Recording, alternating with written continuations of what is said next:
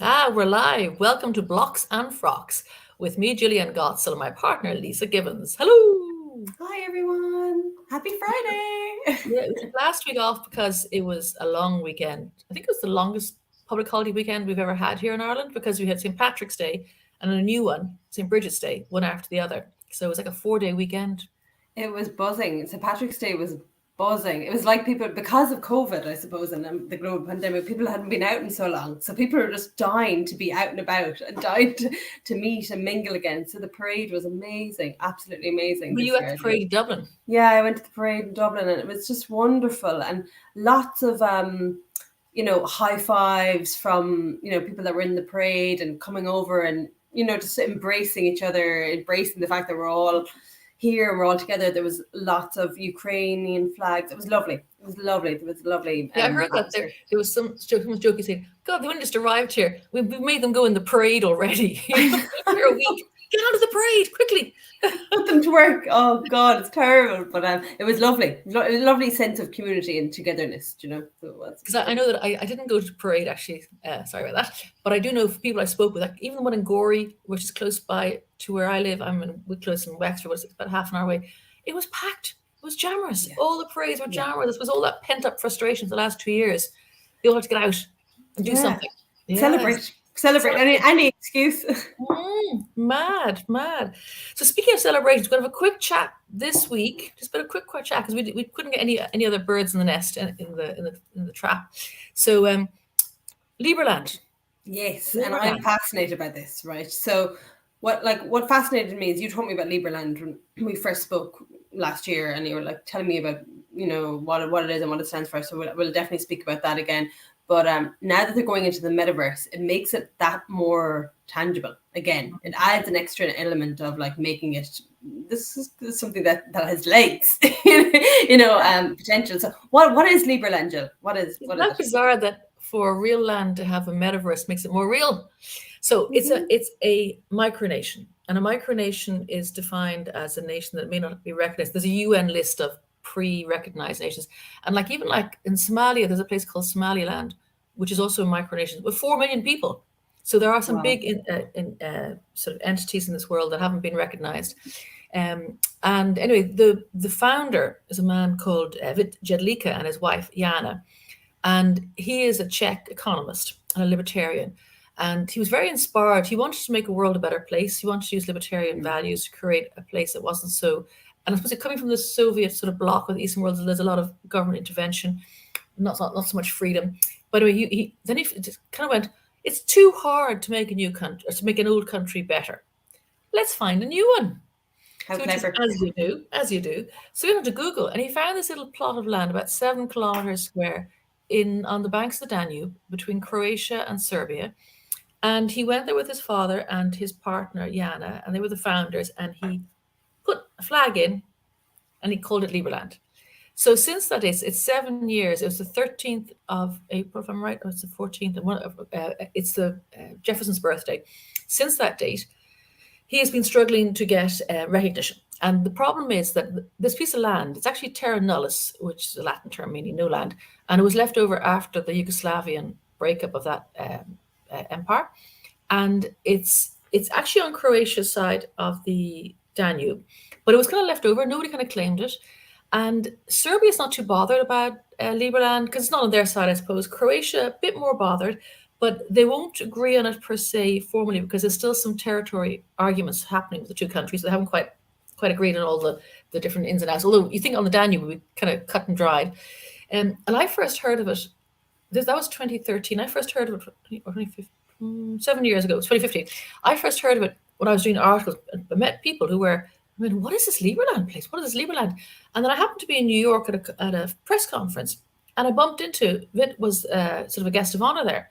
And I bumped into him, and I was talking to him. I said, "This is amazing." So I would get involved with. I just the idea of a new country. And the nice thing about Liberland is that it's now nobody lives on it. It's 7 kilometers square piece of uninhabited land on the Danube. But it's a country that was born with no bloodshed, especially Yes. in Yeah. current days war at the moment. That's kind of impressive. There's no bloodshed.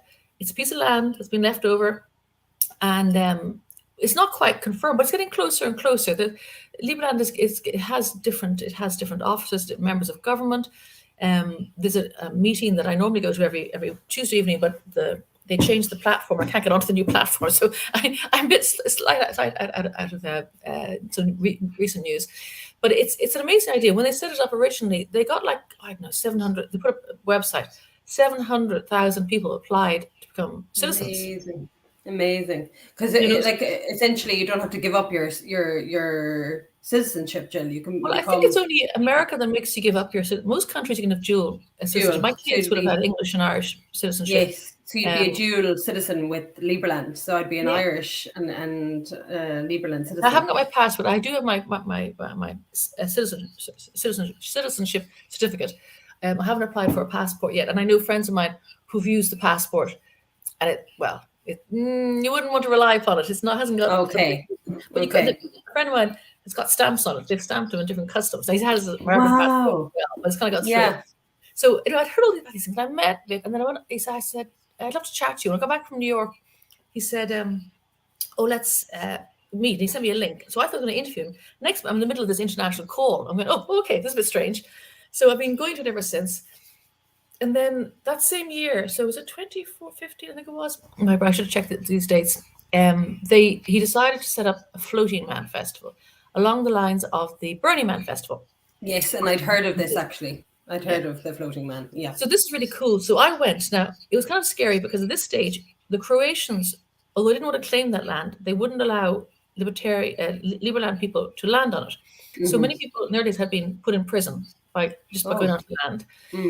So to fly in, I flew into Serbia because I knew I wasn't going to fly into Croatia if they knew where my destination was going to be. Mm-hmm. I flew into Serbia, and I got a taxi down with another American and another Liberlander, David Armet, and we went all the way down to I forget the name of the town, Sombor, and we got there, and then we met there, but we went on the boats down the Danube. And we went towards Liberland, and it was amazing because we went down the boats on the actual day. I think we had parties in there was a local airstrip where we went across there, and there was tents set up, and there was music, and there was dance, and there was food, and there was Liberland beer, and there was different musicians came in from all over the place. Actually, one lot looked very Irish, but they weren't.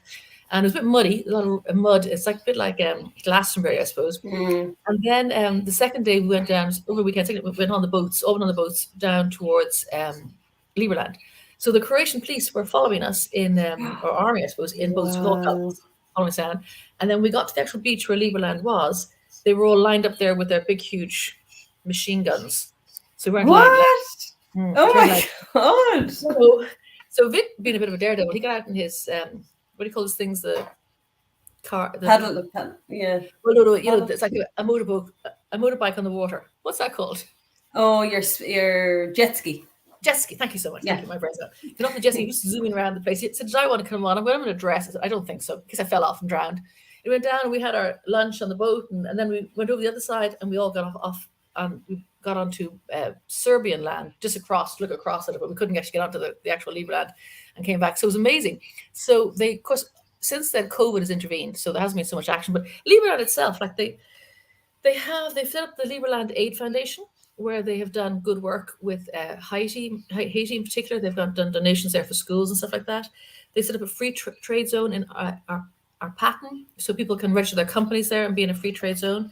And now, as I say, they're coming up to the 7th anniversary. There's actually, I can't make it because it's too much on, a cruise on the Danube. It sounds amazing. Oh my God, the most amazing cruise in the world. I just can't do it. And then they're going to have the actual, I'll find it here now, they're going to have the actual virtual anniversary on the 13th of April. Actually, that is the foundation date. Sorry, that's Jefferson's birthday. So it's going to be mad. And part of the thing too, also, they've had architectural competitions to design, because if you have the 7 square miles or kilometers of land, how would you design a city? And I've actually been one of the jurors in the competitions of trying to figure out what the best designs were. And I've run it for a couple of years now. But one of the persons who's a big friend of Liberland is Patrick Schumacher, who is the founder of Zahid Architects. And they've been coming together and creating a metaverse. I'm so excited about that. I mean, because that is like a metaverse that basically doesn't need to market itself because it's already got citizens. So you have 7,000 citizens, I think. The 700 was about, I don't know, actually, there's 700,000 people interested, almost 1 million people interested. Applicants. So, but the actual citizens, I'm not quite sure of the number. I think I saw 7,000 somewhere, and then 700,000 applicants. Wow, that's like waiting to get in. I get emails all the time, people saying, "Send me my citizenship. Send me my citizenship." Really? Press it's mad. Yeah, but I think that the metaverse for citizens assembly that's already set up, it makes sense to have the virtual world where you can go and meet your fellow citizens, go to the city hall, have meetings about governance and voting through the DAO, decentralized autonomous organization, that would, that Liberland kind of is already. It actually makes sense to me. It actually is a really good way of explaining the metaverse, or making the metaverse a little bit more tangible to those of us who may not understand it, or may want to learn more about it but don't know where to begin. But the Liberland building their metaverse for their country, that's interesting, isn't it? Well, also, I've been reading bits about it too as well. Patrick Schumacher saying it's all very well graphic designers designing a metaverse. You need architects. Yeah. And that's actually a truism, because graphic designers will create your avatars and all your nice fuzzy stuff, but you need an architect to design a world or a city, because there are certain things you can and can't do, or obviously in a metaverse you can break a lot of rules, but some basic principles are interesting too as well. So it'll be kind of watch the space. And that makes sense with the architects that going into Decentraland, I saw some really queer architecture in there, and funny, really fun, and turning architecture on its head and putting things upstairs when it should be downstairs type thing. But you're right. I think in terms of using the space, if avatars are supposed to go into the metaverse and not be homeless, as our Zilica friends were saying, if they're supposed to use the space, then the architect is a great knowledge, has a great way of utilizing space and showing how it can be used and showing the potential of a space. So yeah, it's kind of like an architect's dream to be allowed to freedom to do whatever you want. I mean, it's only 7 kilometers square, right? So it's a tiny amount of land. So not the million people want to go there. They can't all go there, but they can all go to the metaverse. You can all go and meet in the town halls, and there'll be voting for new government soon. Plans get sorted and people go forward for Congress, again, like in that DAO sort of style of voting and stuff like that.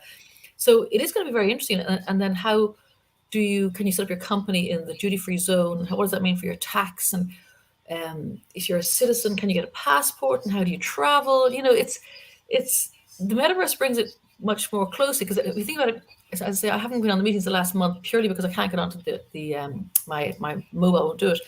But so every week I hear what's going on. People are talking about views and stuff like that. But if you're actually a citizen, you go onto the metaverse and join, go to the assembly, go to the talks, go to the workshops, go to whatever's happening, and be part of the city. I'm kind of curious now, and you're always saying this when we're on meetings, so I'm not afraid saying it to you, but I'm going to be nosy. What do you talk about in the meeting? Like, what is in the discussion? So on a Tuesday night, you meet with fellow citizens. Well, what is the chat? The highlight, of course, Vit's not there all the time because he's busy. He travels a lot. He's fundraising. He's meeting people. He's looking for representation. So when Vit is there, though, he'll tell us what's going on. So who he's been meeting, who he's talking to, what advancements are there in terms of international recognition, what projects are coming down the line, what technology are they looking at to underpin the country. So he would give us an update. And when he's not there, Adam Carswell, who's our host, he would basically go around everybody and get updates from what people are doing from all around the world. So it could, like during COVID, a lot of our conversation was, how is your country coping? And so there's lots of just conversations about what people are doing. And then a lot of people do will be traveling for the anniversary, for the Danube, for the Floating Man again in August. So there's a lot of Americans on the call who can't make it, obviously, but there's a lot of people who are in far-flung places all across Europe and in, I don't know, in lots of, unusual countries who just say what's happening in their place and what they're doing. And sometimes people are planning activities, or they're doing talks, or so. Yeah, it's just what's happening. What's happening in the world. It's amazing. It's a nice way of connecting with others from around the world, really, and bringing everyone together. And you mentioned there's a lot of countries there. So you have representation in how many countries? In We did a brochure there. I think there's a lot. I think there's an ambassador in nearly every country in the world. So I wow, think technically I'm the Irish ambassador, but I'm also the editor of the wow. Liberland Press. So, but I don't flash my diplomat status around the place. I don't use it for getting entry into nightclubs or anything like that. Let me in. I'm the ambassador. Give me Ferrero Rocher, please. Well, my brother he was involved with the Austrian embassy or whatever, but like the big thing about the embassies, and I went to a few of his parties, or the parties that they put on. The reason people go to those parties is because they're renowned for putting on the best show. For putting on the best food, giving away the freebies, putting on the drinks, putting on the music, putting on the dancing. So, and I've only been to a few of them, but they are pretty good. Yeah. It would make you want to go again. Like, obviously, an amazing networking as well, but yeah, the embassy Maybe I should parties. start now that the world's opening up. I should start going to those agents, the diplomatic parties. Get my name on the list. Absolutely, get your name in there. Get your name in, Just ambassador of Liberland. There you go. Since lockdown, I've been in my little village in South Wicklow. I haven't been anywhere. I have to go back onto these parties, but it is very Cool. interesting growth, and there's a lot more visibility. And there's various documentaries that are being made, and there's a lot more awareness. And I think what's interesting about it, though, in principle, is that if you, and again, notwithstanding the war that's happening over there, but if you could create your own country from scratch, how would you do it? And how would you? Yes. The whole idea, we talk a lot about DAOs. So if you made a country DAO, how could you do it and set it up in such a way that everybody agrees this is the way you want to run it? This is how we do it. It's not. I think that's quite interesting, because you're not just inheriting law. You're not inheriting custom, not inheriting tradition. You're making it all fresh, and that to me is the interesting bit. And not everybody agrees. There's different disagreements about what it may or may not be, but it's just it's very interesting to be part of this. The challenges of re-educating and retraining yourself away from the traditional society mechanisms that we have in place are not there. So you've no boundaries and no barriers to setting up something completely new and being visionary about it. I mean, that's kind of the way we are in DeFi as well, really. Yeah, I mean, we're both very passionate Irish women, but we're so also very passionate Web3 women, and that's kind of different. So it means that, I mean, but we're both very Irish. We love lots of things. We're into. You're into limericks. I'm into writing. There's a whole range of things that we do that we love being Irish, and we're very, very, I think very patriotic in that regard. But being Web3 is interesting because it means that you could do different things. You could be part of other groups. You could, you don't have to just be one country. And being, I think with the metaverse too, as well, is that you can be part of another country while in your own country. Yes. That's a lot of freedom, because not everybody can afford a plane ticket across the world, or Yes. want to for the carbon reasons, whatever. But you can be part of it in the metaverse. So that's kind of interesting too, as well, isn't it? Yeah, and have the benefits of because a lot of people, when they travel and they immigrate to other countries, they stay for the benefits. They found a job there, they have their life there, they found their partner there, and then they end up becoming a citizen of, let's say, a lot of the Irish obviously went to Australia, became a citizen over there, or Canada and became a citizen over there. But in Web3 or in the metaverse, as I see it, when I go in there, I can have the benefits but not have to physically be there. I can virtually have the benefits of new communities, learning about new places, listening to new musicians, buying new products in terms of NFTs and such like that, without physically being in the place. And that is fascinating. It's like, I don't know, it's transformative, really, so we'll see. I was interviewing Daniel Knott from Immersus, which is a play to earn game and an NFT game on the Wax platform, the EOS platform. And one of the questions I asked him, I said, because we said earlier about how important architectures and architects are in the metaverse. And I said, how important is art? Is it just like a fad, or how important? He said, we're going to be spending so much time in the metaverse. Let's make it beautiful. Yes. You don't live in an ugly metaverse, do you? So I thought, oh, that's interesting. So because there's things that we need in there that we genuinely need, like good architecture, because we need, I don't know, like pathways to link up with each other, or trains to meet each other, whatever it is. There needs to be planning in how you lay it out. So it's not just, I'm going to put a house here and then I'm going to put a park here, but there's no road between the two or something like that. But you need beauty.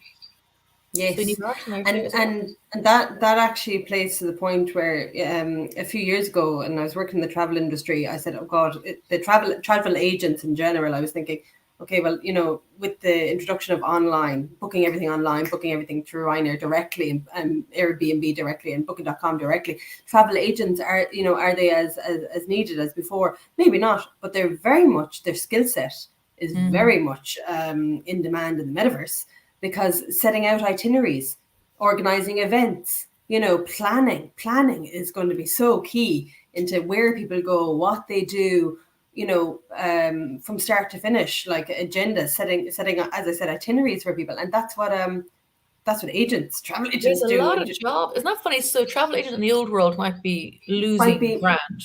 Yes, but might be gaining ground in another way, in another metaverse. So I just find it fascinating. It's like we don't have to lose the skills we have. We can actually just apply them in a different way, or in the virtual land. So well, I'm so interested. I want to be a writer in the metaverse. I want to be a writer in residence in the metaverse. I just want to win the lotto and have an orchard. I could have an orchard in the metaverse. I'm sure orchard. Yeah, I'm sure that's off topic. That's off message. Sorry, yeah.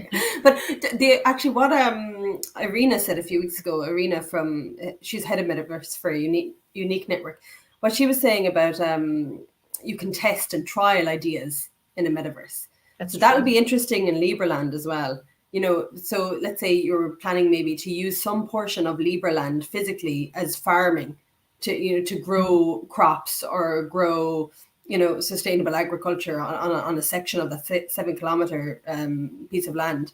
Then you could test that idea and test it out in the metaverse. How would these crops interfere with these crops, and how would where would we place the tomatoes in relation to the oranges or whatever, so fascinating. So we have to get to Liberland, Jill. You have to bring me in. We should go to the Floating Man Fest. That's August. We'll aim for that, because love to. The one actually the cruise looks amazing. I'm so sorry I can't make that. I'll be speaking at the virtual day, the anniversary for sure. But August, I think that could be a lot of fun. We could go over and just go to the. We could do poetry. We could do open mic poetry. Love that. Yeah, limericks at the Floating Man. Here we come. Yeah, that's it. Brilliant. So I think that's our little chat for today. It's a little conversation about Liberland, and I think you're writing an article, aren't you, Lisa, about it soon? So we'll see that when that comes up. We'll share that with everybody. So yes, thank you for listening. Anyone who's there, yeah, great to chat with you again, Lisa. Okay, great to chat to you, Jill. I will talk to you soon. Bye, everyone. Okay. Bye. Bye.